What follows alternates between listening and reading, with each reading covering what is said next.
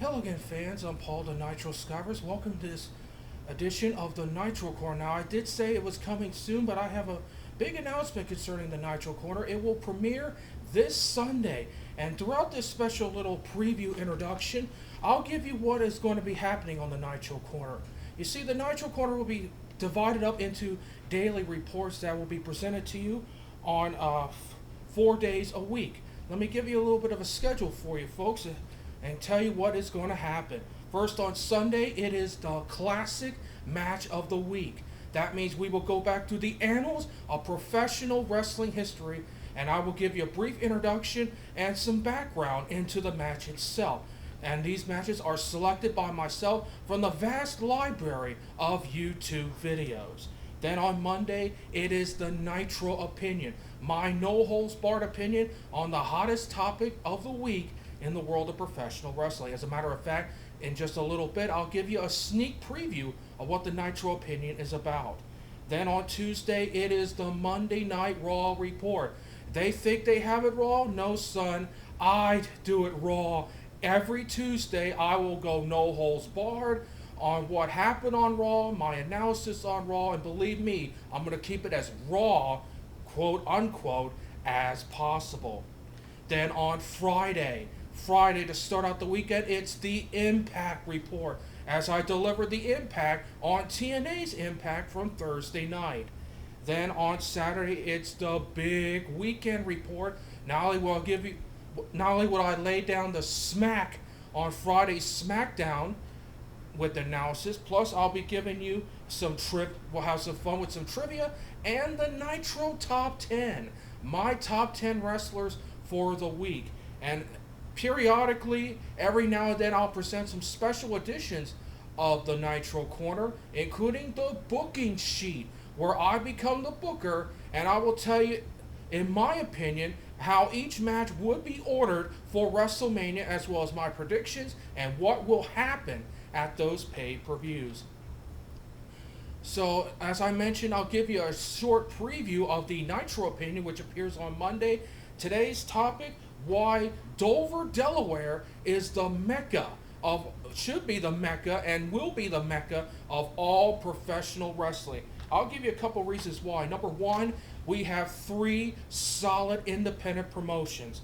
First, you got the East Coast Wrestling Association, which is based out of Wilmington, Delaware, which was formerly run by Jim Kettner. Now it's run by a group out of New Jersey. I will find out more about that next time on the Nitro Corner. They featured the Super 8 tournament, which is a world-renowned tournament that's been covered in magazines like Pro Wrestling Illustrated. It's been featured on the internet on their own site, and they produced some quality wrestlers like Christian Cage, the Rated R Superstar Edge, and the Hardy Brothers. Now they're bringing in the future of professional wrestling, as well as bringing in great talent like Austin Consequences Creed, for example. The other promotions, first there's Dynamite Championship Wrestling, which got done doing their tremendous Guts and Glory 8 pay-per-view, which is promoted mostly in southern Delaware. Right now they just did a show called Guts and Glory 8 at the Marydale Fire Department in Marydale, Delaware. And they also made the announcement this week that former World Wrestling Federation Tag Team Champion Jim the Anvil Neidhart will make an appearance at their May show. They are a solid wrestling promotion run by Mr. David Klein, who has been involved with DCW since 2003, when they did it around central Delaware in the Dover area. Now they do it mostly in southern Delaware, and hopefully they'll be able to come back up to central Delaware, to Dover, which I believe will be the Mecca of professional wrestling. And then our home-based promotion, 1CW, that stands for First State Championship Wrestling, run by Sean Hardy. This is a solid, quality wrestling organization. I've had the privilege of attending 2 of their shows, one in November of the Butchers and Breast promotion to help breast cancer awareness. And then this past February, as a matter of fact, it was last weekend, they did their Heartaches and Headlocks event to support the Delaware Food Bank. They've had such stars as Nunzio was there in February. They have Axelrod, who is in the thick of things right now with 1CW heavyweight champion, the self-proclaimed York Daddy, Christian York.